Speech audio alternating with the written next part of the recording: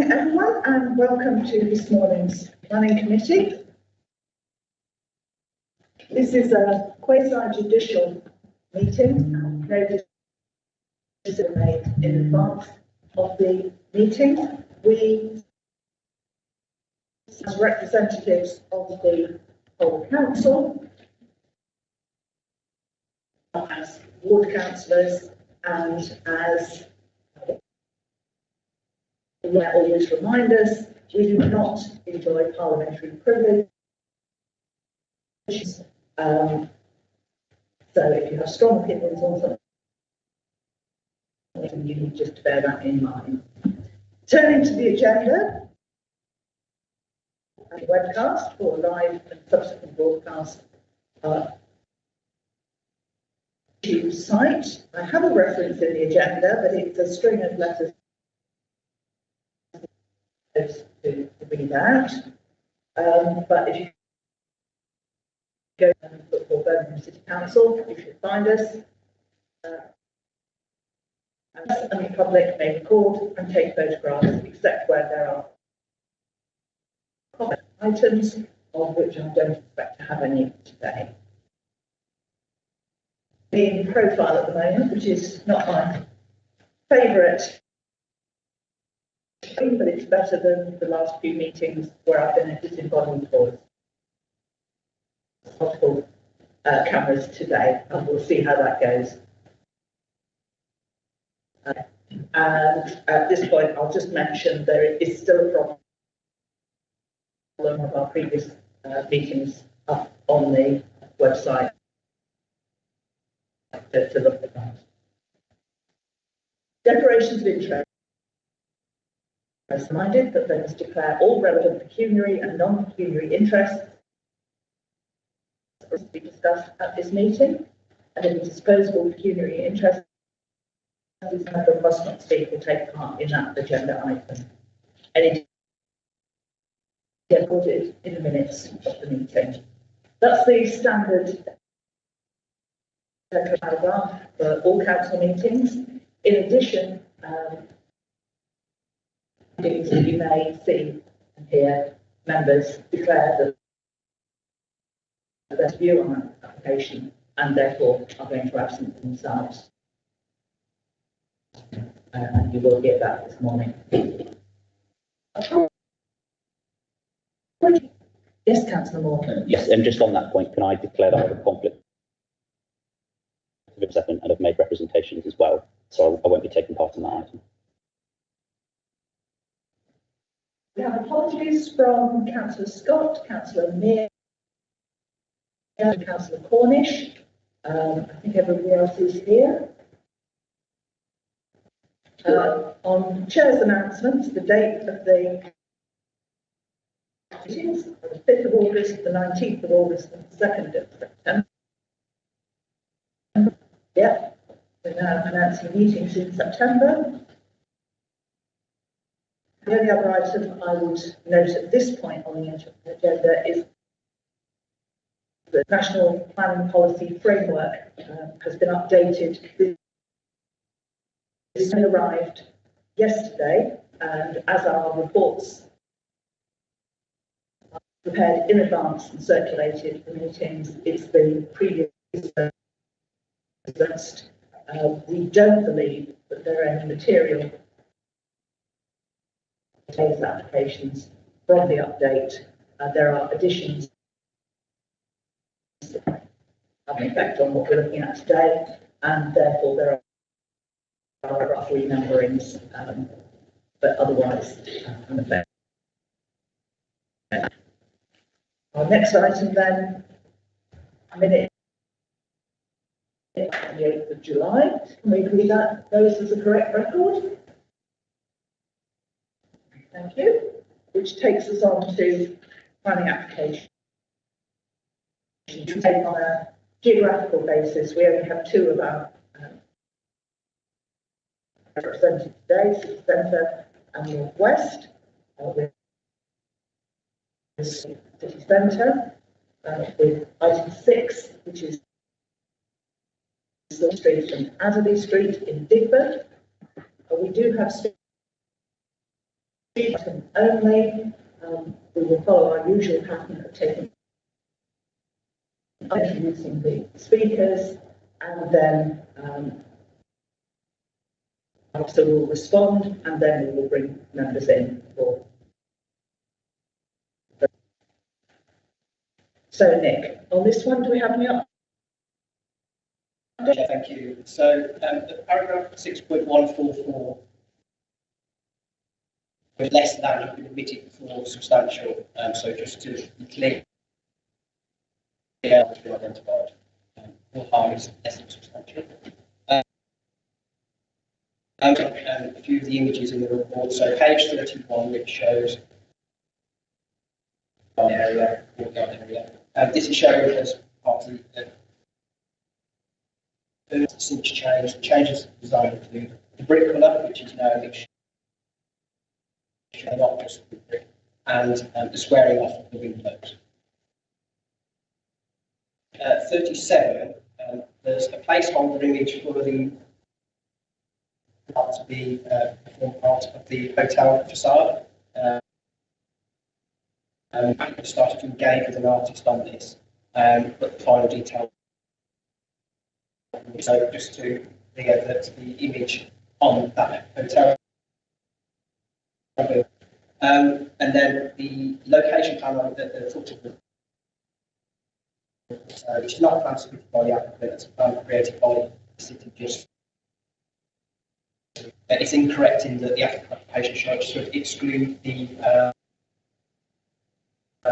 substation on Trinity Street. The application site wraps around further updates in condition 3, the title should environmental management plan. Condition 4, the title should read demolition. And officers are recommending an additional condition 41 on the phasing plan in that development shall be built out in accordance with the subsequent phasing plan that supersedes it that has been approved by the local planning. That's to acknowledge the fact that the scheme of this scale of the land created to be approved. There's also amendments to the resolution at paragraph 8.1 as a consequence of my amendment. So it's recommended that part B be amended to as follows. Implementation of the public realm improvements and timing of the delivery of Complex Park and yard estimated cost of 3.481. So once all areas of the public realm are complete, routes through the site should be retained and times. Improvements to be implemented as follows, or in accordance with any of the timescales as may be agreed. So Adderley Yard prior to the first occupation. Complex Park prior to the first occupation of plots E, F, and G. Prior to the occupation of plots A, B, or C. Thank you. And can I just remind members that any two conditions put forward as part of the update automatically update the report that we'll be voting on. This time, speakers get attrition and 3 minutes in support. So I don't need to go through the details on that. I'll hand over to short time, but welcome to Mrs. Akhtar and Mr. Sitch from will going to speak for the application. John? Yes, Mrs. Akhtar, you'll have 3 minutes. I'll give you a reminder about 15 seconds from the end, just so that you can have that. But whenever you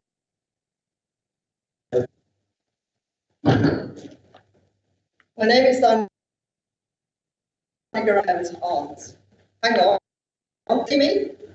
I said And that's my building will be dwarfed, overlooked, and become invisible. The proposal is welcomed. However, the new build, blocks E, F, G, are 5 to will cause significant harm to the modest 3-story pub. Members should reject the application form. The Clements Arms was built around 1850 on the den. It was granted statutory protection as a Grade 2 English heritage building. Be open as a mocktail bar. Many objections on the impact of heritage organisations in the report. The Victorian Society on page 9, the proposal and inappropriate overdevelopment of this site. Historic England, page 8. Tower blocks of buildings of such height and design adjacent to the historic buildings is an approach to developing the site. On page 49, officers have summarised for various heritage sites, arriving at less than substantial harm. Because of the 3 heritage assets next to this development, the Clements Arms is Grade 2 protected asset. The other 2 heritage assets are locally listed, and the harm being caused to them is being mitigated. The Dead Wax pub is separate from Block H and has Adderley Yard on the other side, a desirable section. The Innkeeper's Cottage will be refurbished and set in a newly created park funded under the Clements Arms is a protected asset. 80% of buildings, all 3 doors access from Opportunity Street, yet its own to shield it from this development. No desirable Adderley Yard or park funding under a Section 106 agreement to mitigate the harm. Why? Why? To conclude, I humbly request does not become invisible. And you see for what it is. Heritage building. And you do your part and reject this in its present form. Thank you. So the next speaker is Mark Sitch. That is replacing one of your colleagues who's had to. That's correct. You dropped in at the last minute. You two have 3. Remind you 15 seconds from here. Thank you. Good morning. For the opportunity of addressing committee this morning. I'm Mark Sitch. I'm a senior partner at Barton Consultant Environmental Planners based in Birmingham, representing the applicant. At your officers 30 months ago, they set us a challenge to get under the skin of Earth, to bring some of its essential essence forward as part of Opportunity Street's ongoing renaissance. Opportunity Street was once a busy neighbourhood. It's worked, but this is largely swept away by 1960s industrial development. Today is the back and beyond the Digbeth, a largely forgotten place where few people venture. The applicant's philosophy is simple: a return to neighbourhood, a sustainable balance between a hotel with a setting which will deliver a number of makers' yards, thorough public art, and a collaboration with the Canal and Rivers Trust to deliver a new public park, within which the derelict lockkeeper's cottage will be carefully restored by way of the size of the central square at Brindley Place. The project team has 2 cultural consultants who have helped enrich the scheme's evolution by challenging this. This cultural-led approach has resulted in the applicant securing heads of terms, 2 of these being a collaboration between the Museum of Youth Culture and existing organisers with the new Birmingham Music Museum. Combined, they will provide a strong new national destination for the city. Finally, a new home is secured on the Community Sports Foundation, an existing local charity which provides for their continue to provide valuable community sports and education for Birmingham's youth. Are secured by way of a significantly discounted affordable workspace in perpetuity. The team has worked hard to respond to Digbeth's ethos through the materials and architecture. The scheme's vision was described as nailing what the Assistant Director of Planning and Development, and subsequently received the blessing of the. In closing, the team is immensely proud of what has been achieved, and we are for their extensive time and energy in rigorously testing and pushing the scheme. We firmly believe that the scheme before you meets and goes beyond the expectations of the original officers. It is fully compliant and supported by local and national planning policy. It is to be considered for approval. Thank you for your time as well. Thank you. Nick, would you like to respond to those bringing up again? Thank you, Chair. Yes, thank you, Chair, for the speakers. I don't think there are any real issues that have been raised there. And scale and heritage impact obviously considered in detail of the Oxford report. It is, as we identified, and that is benefits from the scheme which is set at 6.171. Aligning that none of the heritage projects or the city's conservation officer has identified. I think that's on the chair. I'll bring members in now, if anyone wishes to contribute on this item. Councillor Moore. Thank you, Chair. Obviously, we have before us today a scheme in Digbeth, and obviously the issue of heritage has been raised again, and the issue of tall buildings. I agree with what Nick said about none of the heritage bodies have said there is substantial harm historic in their representation, and said it's at the upper end of less than substantial harm. So give that weight. And I'm particularly concerned that we're adding another into Digbeth. And yes, we've approved tall buildings in the past in Digbeth, but we need to happen, and therefore there has to come a point where actually there is a cumulative impact from these tall buildings tested by Historic England in their representation. I'm not against tall buildings, although they're in the right place, and particularly their design needs to be exceptional. I think this application is the design is very bland. It's just a bunch of boxes, again, in many boxes in Digbeth already. And I don't think simply scale is sufficient, and we should be pushing, allowing more tall buildings in Birmingham to be of an exceptional design. We've seen that it can be done. It has a unique design. We have the Octagon as well, which is obviously there's a different design. Interesting, different and unique. And what's particularly disappointing is that there is a unique building, but it's quite small and dwarfed by the other buildings around it. And I'd much rather see it on the site, so it's something interesting and different, as was reflected in the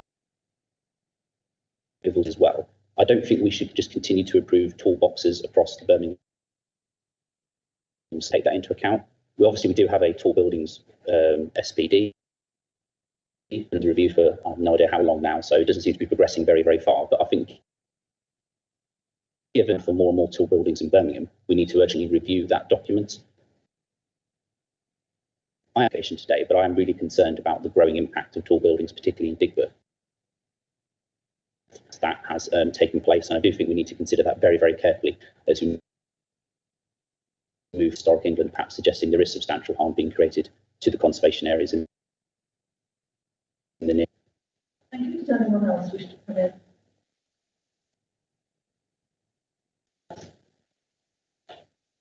Thank you. I have more to say. I think we would be very strong feelings expressed. I would have to declare my own opinion. I'm not addressing this particular scheme, I'm not addressing the way it's set out. To reveal that's that conclusion. I'd like to give you issue with that is there is more into establishing tenants less Chair, I've never completely understood criteria for this particular I respect this view. I expect that there's about Would just be helpful to have a little bit more clarity about this capital number, and also whether there is any way in which, as around this, whether there's any way in which those buildings themselves can help to cushion any damage to the heritage that's around them. Thank you. No one else wish to come in?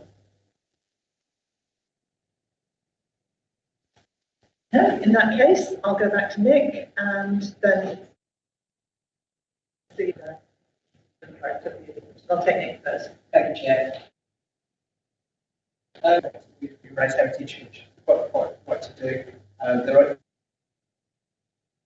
identified, and we have that in terms of the recommendation that's in front of you.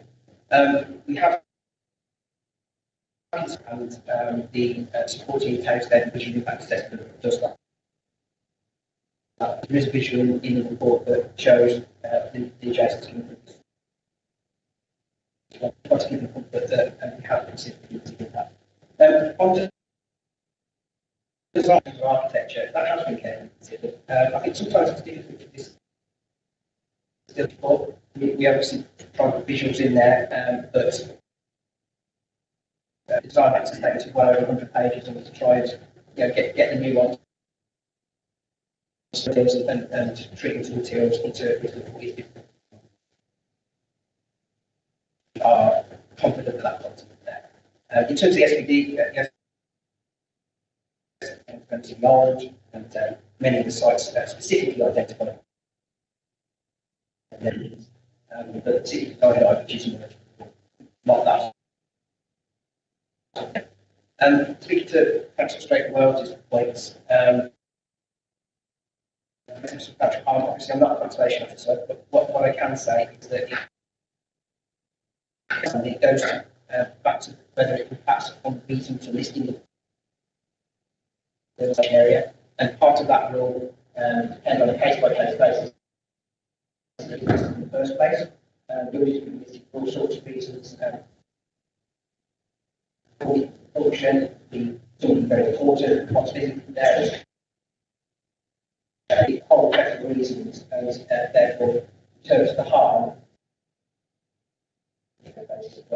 here, over this. Thank you, Chair. Want to add anything? I think Nick's probably covered it all, to be honest. I think what Nick said, that those aspects of the scheme have been given consideration, and they are detailed in the report. There is a lot to consider. It affects a substantial part of the area. And you can, the assessment has linked in with all the area. And Nick made a comment about cumulative. From reading the report, it's more than just a cumulative impact. It's how the and that the common approach to be assessed, and both developments have been talking to each other. So you can see is something that has been given a lot of consideration. I think it reflects the detail of that. But if you feel you must defer it, but my view is that you have enough in front of you. And you've had the assurances of the case officers and the manager. So I think there's enough there for you to make a decision today. Thank you. And thank you to Councillor Straight-Wells for that question. It is important that we check our understanding of some of these issues that come in. Does anyone else wish to speak? Or are you ready? Brief question. We don't have the nighttime noise. Sorry, that's a new question. I was wondering if it was in the last 16 months. Through you, Chair, I don't know off the top of my head that whilst there has been noise assessments done,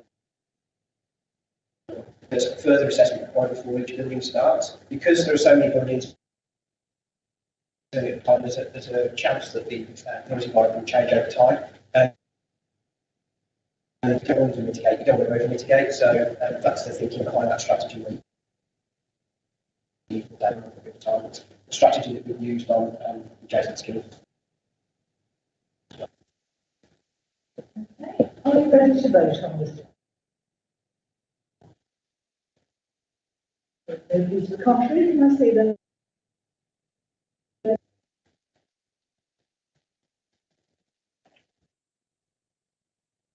That is everybody, so that is unanimously approved.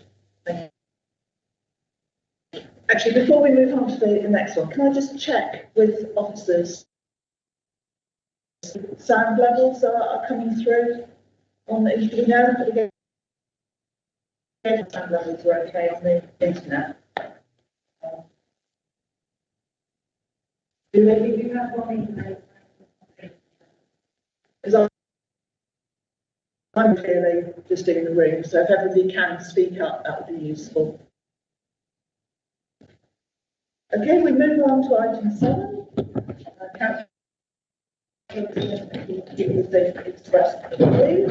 I'll just wait for members of the public into this item. So if they're going, you're very welcome to stay for the rest.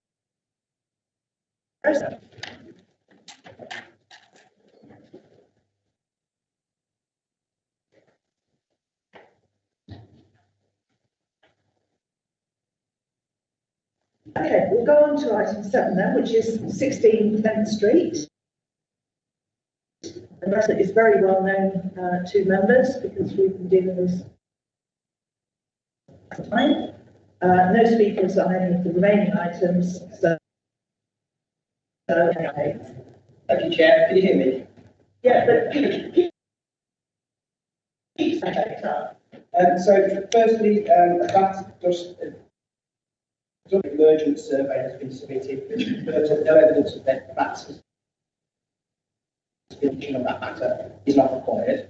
And the only other objection was received from Councillor Moore on the grounds that further protection was needed to make out noise complaints. However, following the clarification from the case officer, the strategy set out in conditions, Councillor Moore has since removed his objection. So as Chairman, just sort of going through what the strategy is.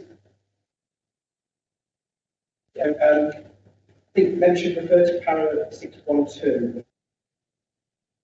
That confirms that the completion of the noise mitigation works at the Nightingale will be secured.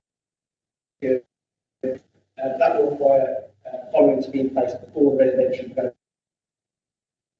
The technical specification for the works at the Nightingale be submitted and approved. A change agreement being entered into between the developer and those with a legal interest to secure the carrying out of the approved mitigation works at the developer's expense. Planning permission for the mitigation works been granted. There is also further conditions requiring commissioning testing of the to ensure that the mitigation works have achieved the desired mitigation. Safeguarding conditions are attached to secure noise treatment style of and also just to clarify that in terms of the important attention to the generally noisy nature of other schemes, we're looking to do that on this too. Thank you, Chair. does anyone wish to speak on this one?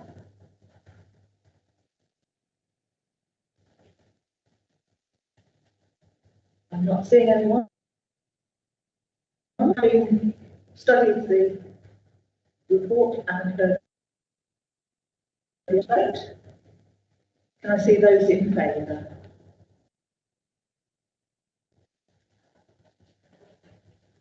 Those against? Any abstentions? Have we got 8 in favour? Councillor Ward? What is this item? Sorry, abstaining, sorry. Favour and one abstention. That is approved. Councillor Moore from the corridor.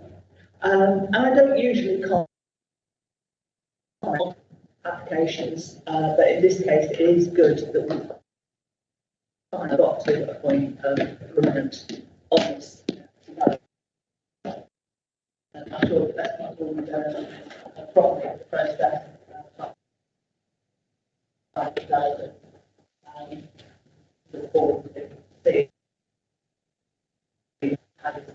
Works out in 16 days. Okay. Councillor Moore's back. We're on to 8, which is Smithfield. Pointing on to Upper Deacon Street, and Joe's going to update us on. Thank you, Chair. There's just one update, and that's from the LLFA. To a condition to secure CCTV survey of the existing drainage fit for purpose and a plan to confirm the existing drainage won't be compromised by the. This condition is therefore recommended. Thank you, Chair. On this one, Councillor Moore. Thank you, Chair. I don't have any issue with. I do know that the short to medium term use for the Smithfield site is it to be for an event space. This application is about making use of that for the Commonwealth Games, and therefore whether there's any SCOs installed to enable that event space to be used can be retained long term to assist. They don't have to necessarily go through the expense or the effort of converting it into a usable event, using it for the Commonwealth Games, and so whether any of the temporary structures or not structures can be retained to assist with that in the future. Thank you, Chair. There are no permanent works proposed as part of the app. The application is for the change to the Commonwealth and permission to erect those temporary structures. So once that is in effect, that removes this event. So anything else, should it need on an individual basis. So we have to discuss today, but is it worth having a conversation with events about?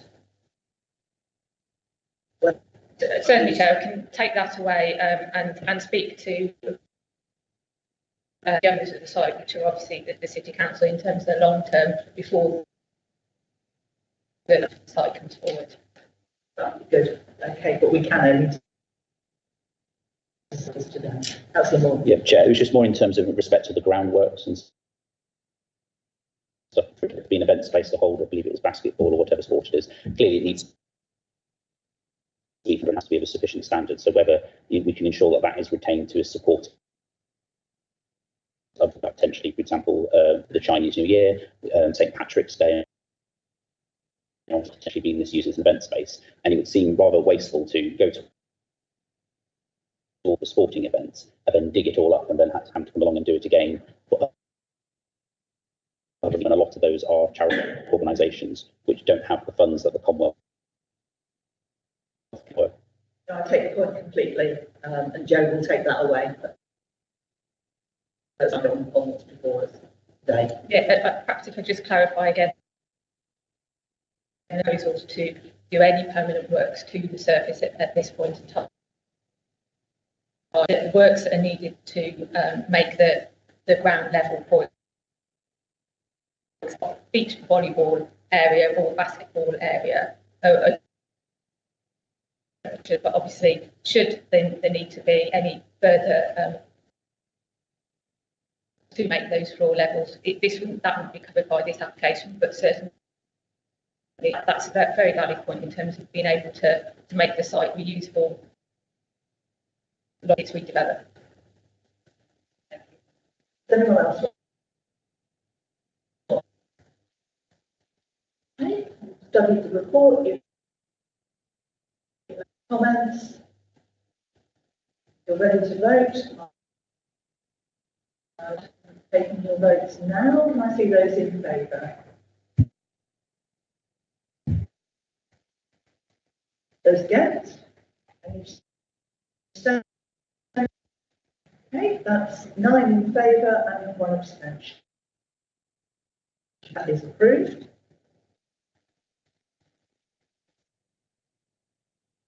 Change areas, but we stick with Joe. Item 9 is heading land north of Minworth, east of the A38 and Way Road in Sutton Coldfield. Go. Earlier, so do we have updates, Joe? Yes, we do. Thank you, Chair. Additional PP from the Langley Consortium, who raised no objection to the provision of an appropriate financial bond safeguard against unforeseen highway. The figure at paragraph 2.1 should read 105.13 hectares.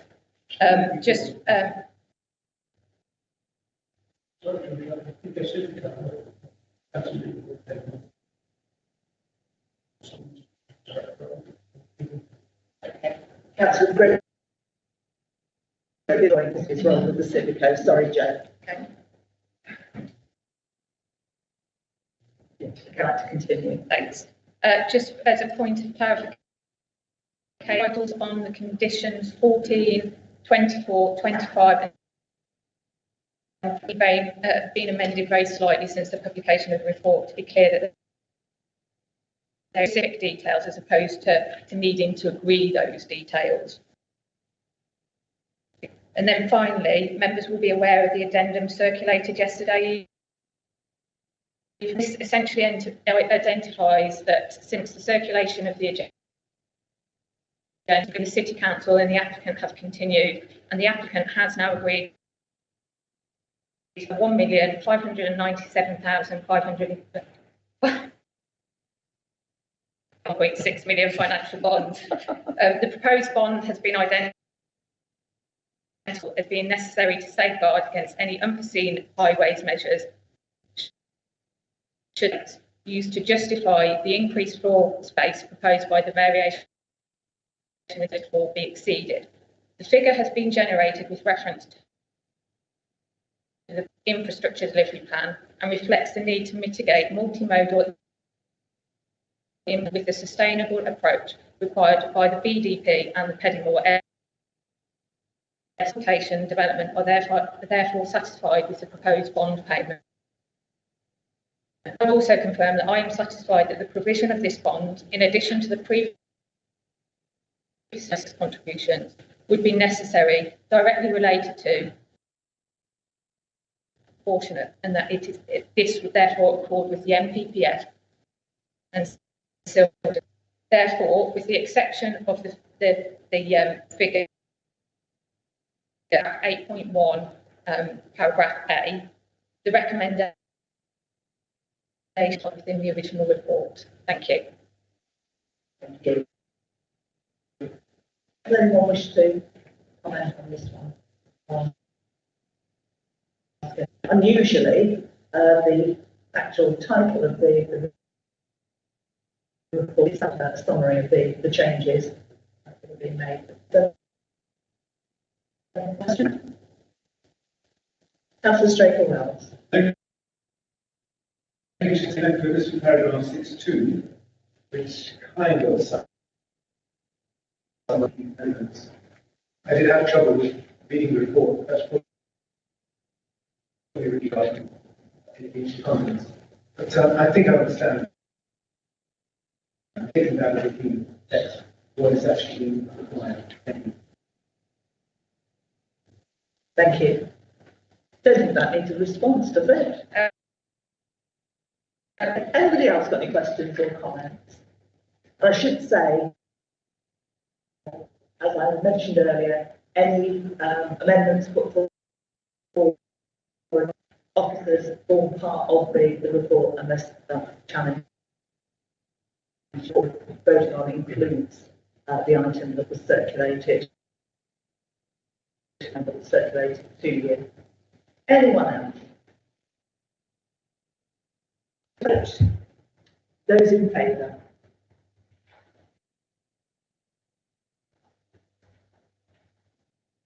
And that is everybody. No? Okay. can be no votes against or an abstention. So we retrieve Councillor Griffiths, and we're moving on to what is entitled Perry Bar Road. Is actually the bus interchange. Pete, are there any updates on this one? Yes, Chair, we have one update from Transportation Development. Thank you. Outstanding at the time the report was. Okay, questions, comments? Anything? You've read the report. One update on an outstanding comment. Are you ready to vote? Okay, those in favour?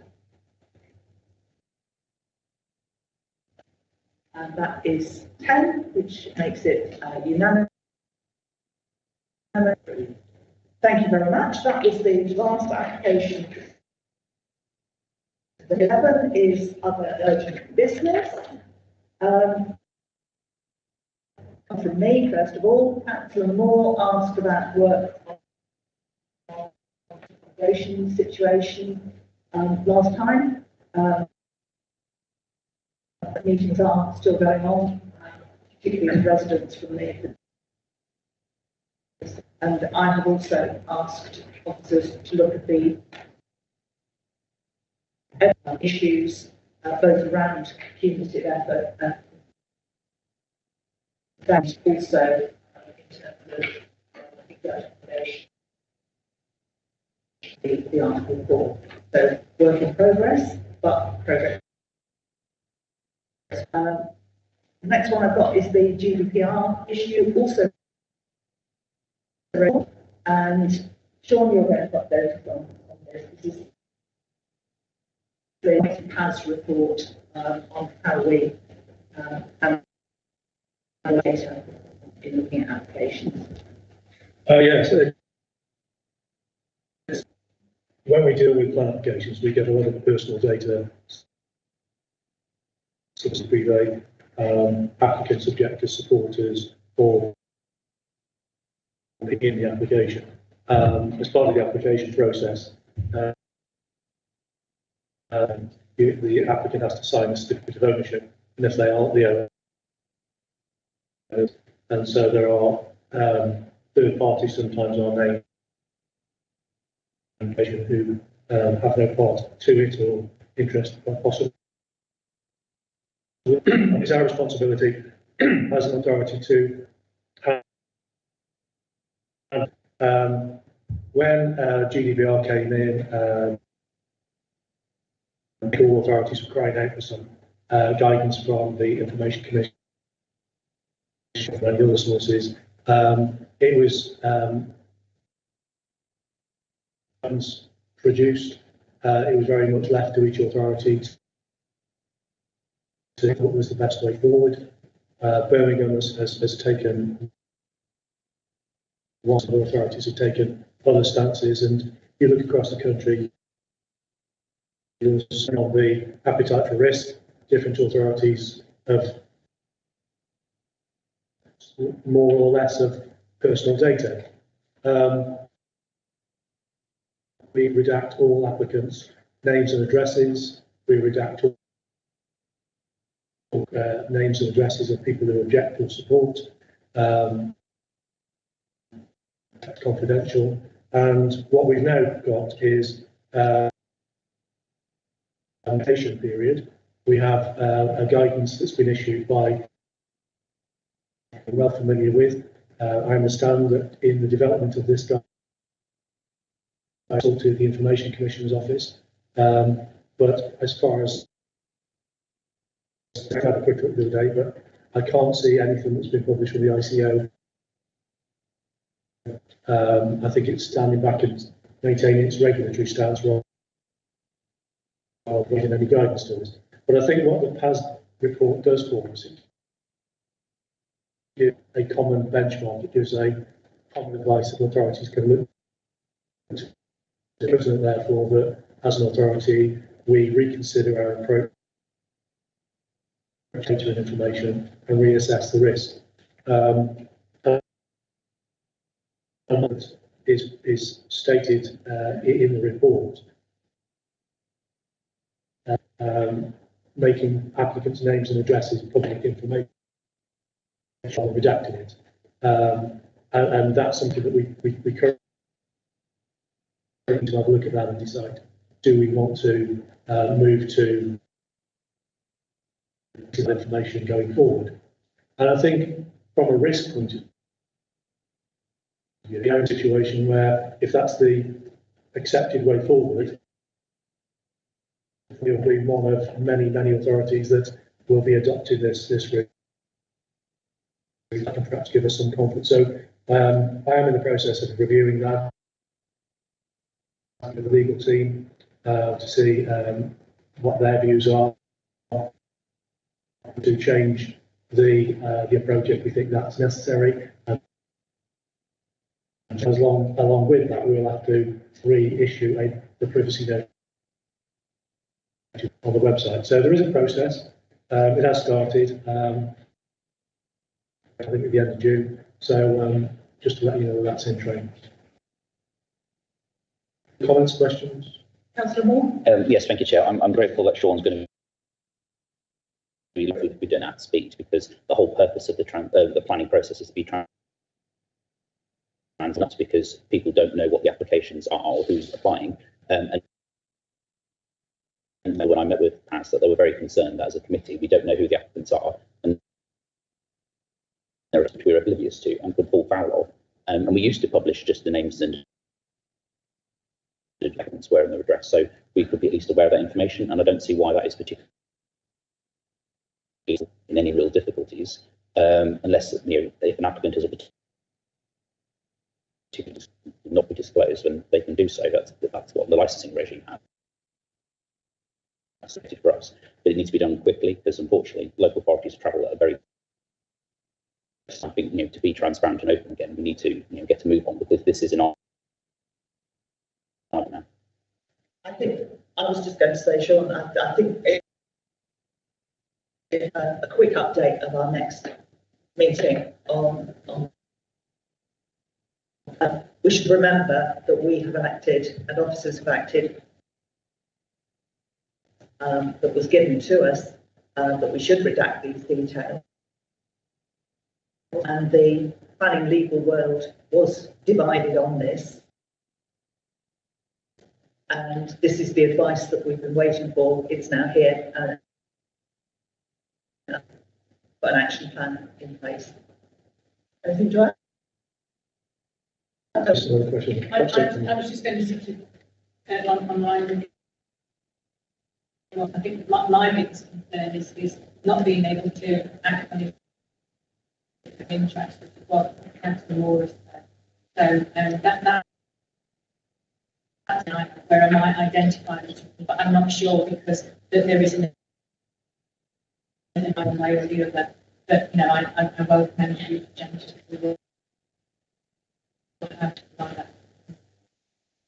And we will also need to check any other information that the report was saying should be published, because it's not just names and addresses that people provide as part of their application. There can be more information about why they need domestic space. Make changes to their properties. So happy to come back and forth with going forward on that. I think that would be good. And just to reassure that I'm going to do this reasonably quickly. I suspect that the original decision was taken by members of the LJA, because it's actually an administrative process. From what I can see, there was some legal advice given at the time, and I think at the time there was disagreement and confusion and a lot of different views from. But I think there's some fairly clear advice here, and just picking up on that point about it, even with the applicant's information, we'll get a name and address which I think relates to, because we've got to look at the what's called the public task. So it could well be a conflict of interest that is part of that public task. Part of the reason why we need some information from the applicant, which will be maybe an email address and a telephone number. So it may well be that information isn't necessary for you to do the job you need to do. So we could end up in a situation where we are releasing some of the information on the first question of going through and assessing what information you get, how does it fall within the guidance, and what are we going to do with it. That's the task at hand. Yeah, thank you. It's just, I think suggesting these goes everything into the public domain, but clearly what is relevant has to go into the public domain, extended family, etc. The rest of all their circumstances. But if it's relevant to the planning assessment of the public domain, or certainly us as a committee at least to be aware of that, very possible to that as well to improve the transparency. But we don't necessarily need everything to make sure it's relevant to do so. That's what we need. Yeah, I think that's exactly what we're looking at. And I think Blackseed and Sean's reasonably quickly are actually closer than they've still come out with for a progress report. Okay, that was the 2 items. Oh, then, yes, Councillor Moore. Yeah, thank you, Chair. I sit on the Heritage. I was surprised when an update was given to them about, I think it's the, I can't remember the exact name, is Conservation Review, and somebody talks about there's been some updates and agreed as to who that would be, etc. Apparently that had gone to planning committee, but I have no memory of any recent updates. But the impression I was given that was all raring to go and be relaunched. So what's happened? Because unless I've missed it, I don't think I have. But I don't recall any recent updates as to who the membership will be. Because I remember one of the debates was whether there should be councillors on it or not. I could resolve that, but Sean's got his hand up. So yes, we had a report. I can't remember, it was a while ago. And we looked at that. I can't remember where it was, along with other issues, but we certainly advice that was given in the PAS report, and the very specific advice was the council should not be on that panel. I report also kind of people that should be on the panel, and members of the time. I can look it up for you. Yeah, the impression I was given is more recent that the people who be sitting on it were now known, and I'm not sure that's been so. Just to remind you that it will be a conservation design review and conservation panel, because it's conservation teams that we wanted some backup on. Update of the press is that a consultant brought in to complete the work on the Heritage SP as well as the Heritage Review panel, and that's in progress. In post from mid-August, this for interest. The people with appropriate expertise will be issued for 6 weeks, and the panel will be up and running by October. You kept informed of that process. Yes, we have this first actually to the Heritage SPV, which I'm sure we will also have a further report on. But yes, I'll keep that on the list of things that we're looking at. I think that's particularly relevant, Chair, because the Heritage Strategy Group, given the impression included in it, I was slightly surprised that I don't think we were as clued in as they given the impression. Okay, it has gone in. Made progress and then stalled and then made more progress. So that's the up-to-date position, but we had agreed how we'd go forward, and that there would be members on that panel, because that set up a group of people that couldn't then take part in decisions. Depending on the definition of relatively recent. It was considered in January. So this year it was relatively recent. We obviously have a constant time, and in that report there was two recommendations which we both carried. One was the creation of a Birmingham Heritage Panel to be made up of national heritage skills and experience from both the public and private sector. So that's the second recommendation or resolution. That the Inclusive Growth seek expressions of interest to become a member of the panel, appoint its members and chair, specify the terms of reference and the arrangements of panel meetings in consultation with the chair of the panel. And that's the piece of work that's being done now. What does someone do? Manage that process, go out and fish for locates, bring together a group, have them assessed and appointed. And I believe the chair will be involved in that process. And I think that it's up to that's what got together. So I would expect there to be back at the end of that process to say what's happened. So I wouldn't expect you to be for because what you've already approved is being done. Just the impression that I was given as a member of the Heritage Strategy Group that this was all done and dusted, and I was just like, well, if it is, and it was specifically made reference to the planning committee being informed, which, as I said, we had, and I don't expect over the January recent, so, especially with pandemic. I don't think we're going to Sandals and Sean's different views on space and time in this meeting. And that's all for the moment. Has anybody else got anything under this heading? No? Okay. In that case, it just remains well, which is the authority to check. Go on then. I'm ready yet. I'm taking a breath.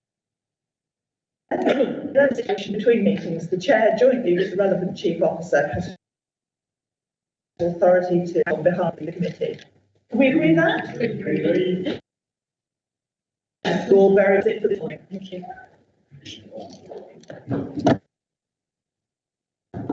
Shall we keep signing? Is it what's on the screen?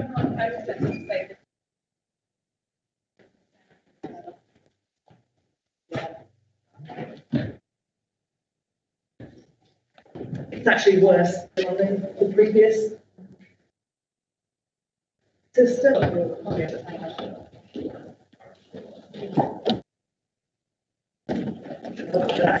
In the room, it was worse.